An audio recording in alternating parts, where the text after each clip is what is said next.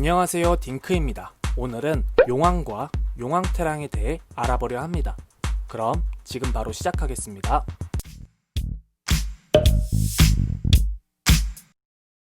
용왕. 용왕은 불교에서 물을 지배하는 신이라는 뜻을 가지고 있습니다.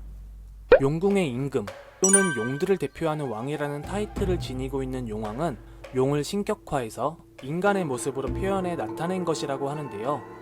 예로부터 아시아권에서 우리 선조들은 용왕을 숭배함으로써 하늘의 뜻을 터득하고 삶과 죽음을 이해해 마음의 평안을 얻을 수 있다는 안심인명을 깨우칠 수 있다 믿어왔다 합니다. 용왕은 굉장히 위험 있는 수신이었지만 전복, 해삼 같은 바다의 생물을 마구잡이로 먹는 것을 좋아하는 식탐의 끝판왕을 보여주는 모습도 가지고 있었다 하는데요. 식탐과 더불어 온갖 금은보화를 모으는 것을 취미로 가지고 있었다 합니다. 때문에 불교에서 전해지는 다양한 신들 중에서 최상위 티어급 로열 패밀리로 자리매김할 수 있게 되었다고 하는데요. 신뢰가 안 된다면 제 꿈에 나와 로또 번호라도 알려주십사 청해봅니다. 용왕은 많은 부를 축적했음에도 불구하고 자신에게 죄를 지내지 않는 어부나 개에게는 냉철한의 모습도 보여줬다 하는데요. 일반적으로 옛사람들은 바다나 강에 나갈 때엔 자신들을 보호해달라는 마음으로 죄를 지내고 나갔다 하는데, 어차피 죄를 지내나 안 지내나 똑같여. 우리가 언제 사고라도 있었단가? 하고 그냥 나가는 사람들에겐 수심이 깊어지는 곳에 다다른 배에 불쑥 나타나 붉은색을 띤 적용으로 모습을 변신시켜 폭풍우나 해일을 선사했다고 합니다. 자신에게 죄를 지내지 않는 인간에게 벌을 내릴 때엔 용으로 변한 용왕이 지르는 고함으로 산이 무너지고 바다가 갈라지기까지 했다는데요. 그렇게 용왕의 심기를 잘못 건드린 인간들은 영원히 육지로 돌아오지 못했다 합니다. 하지만 자신에게 정성껏 죄를 지내는 인간들에겐 그와는 반대되는 버라이어티한 선물을 제공했다고도 하는데요. 여기서 선물이라 함은 물질적인 것이 아닌 신선 노름이었다고 합니다.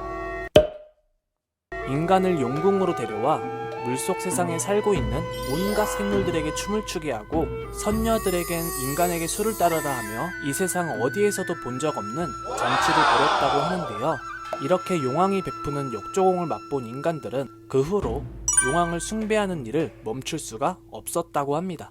지금으로 치면 팬들이 헤어나오지 못하도록 아이돌들이 역으로 선물을 해주는 것과 같다고 볼 수도 있을 것 같아 보입니다.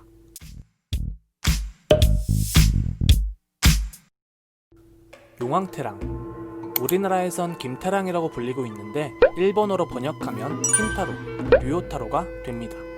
일본 설화 속에 등장하는 킨타로와는 다른 존재이니 헷갈림이 없으시길 바라겠습니다. 우리나라에선 널리 알려진 설화는 아니지만 일본에선 굉장한 인지도를 갖고 있는 설화 속 인물인데요.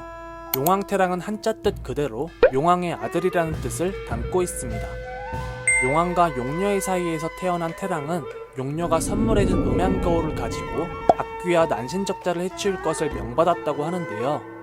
인간으로 치면 사춘기쯤에 접어들 나이가 된 태랑은 어머니가 주신 음양거울을 가지고 의기양양해져 세상 모든 악귀들을 깨부시겠다는 다소 중이병스러운 마인드로 만물을 뒤집고 다녔다 하는데, 실력이 어마무시한 용들의 제왕인 용왕의 아들이라고는 하나 귀천에 오래 떠돌아 마력이 상당히 강해진 악귀들에게도 물불 안 가리고 덤벼들었다 하는데, 나쁜 것들을 퇴치하리라는 마음가짐은 정말 존경스러우나 아직 완전한 실력을 갖추지 못한 태랑은 악귀들에게 되려 당하는 일이 더 많았다고도 합니다.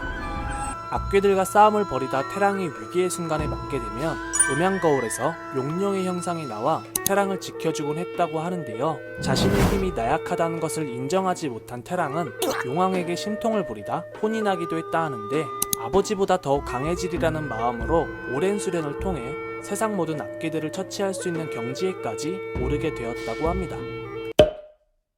이렇게 입에서 입으로 전해오고 있는 용왕태랑 이야기는 일본에 존재하는 600만이라는 어마무시한 신들 중에서도 단연 으뜸이라 할 정도로 널리 알려지게 되었고, 이레지미의 인기가 포화에 이를 정도로 인기가 많던 18세기 무렵 전해오는 이야기를 바탕으로 이레지미의 한 획을 차지하는 인기 있는 도안이 되었다고 합니다.